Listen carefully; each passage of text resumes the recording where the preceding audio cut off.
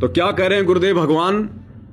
अपने भगत को आदेश दे रहे हैं कि मेरे से उपदेश लेने के बाद मंडी में, मशानों में, शमशान घाट पर, कहीं भी जहां जाने से लोग डरते हैं, भयभीत होते हैं कि भूत लग जाएगा, चुड़ैल लग जाएगी, प्रेत बाधा आ जाएगी, गुरुदेव भगवान कहते हैं मेरे से उपदेश लेने के बाद मेरा भगत दिन रात कहीं भी घूमो, जो भूतों के झुंड हैं उनके बीच में जाके बैठ जाओ, कोई उसका बाल भी बाका नहीं कर पाएगा।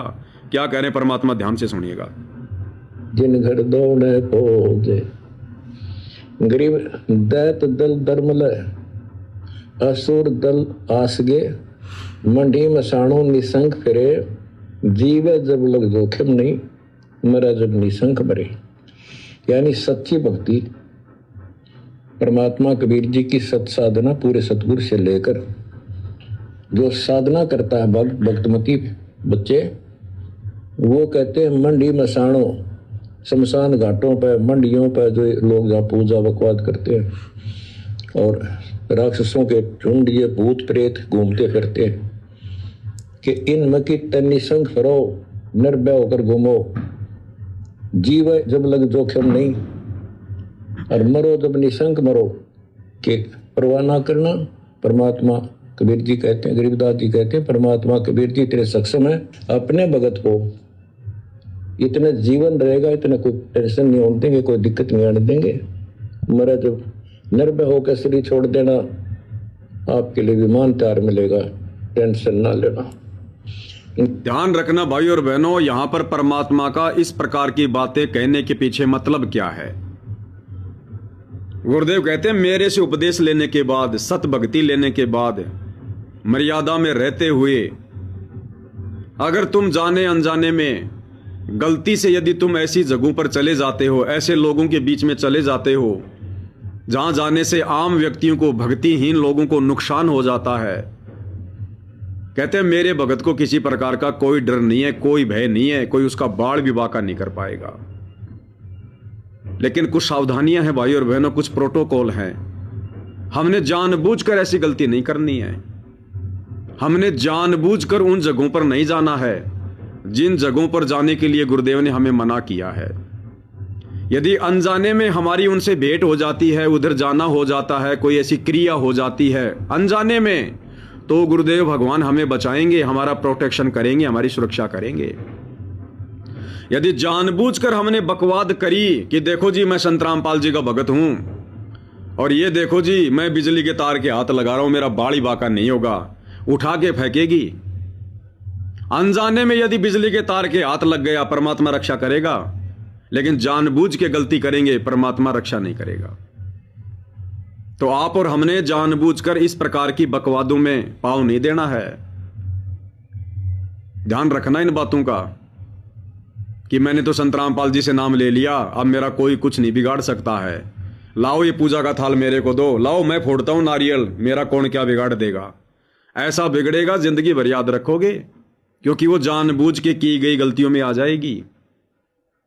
तो यहां गुरुदेव भगवान जो कह रहे हैं ना कि मेरा भगत मेरे से उपदेश लेने के बाद, चाहे मशानों में, शमशान घाट में, मंडियों में, भूत प्रेतों के बीच में, उनके झुंड में कहीं भी जाओ, उसका बाड़ी बाका नहीं होगा।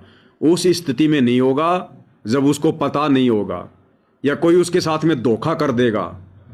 जैसे गुरुदेव भगवान क्या कहते हैं, 98 पुण्य मुठ ना लागे उल्ट तही दर खाई, बैर करे सोए दुख पावे सुरती शब्द मिल जाई।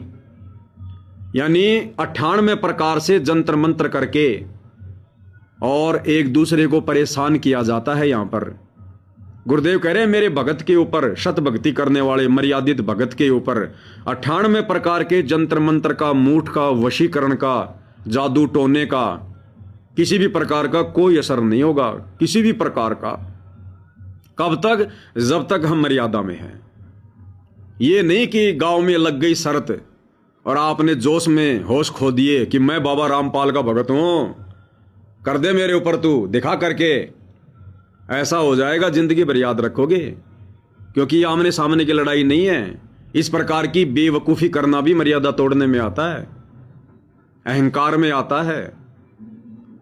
तो हमने जानबूझ के गलती नहीं करनी। अनजाने में चाहे भूत प्रेतों के झुंड के बीच में जाके बैठ जाओ, अनजाने में चाहे उनकी मंडी के ऊपर रात के अंधेरे में चाहे पेशाब हो जाए।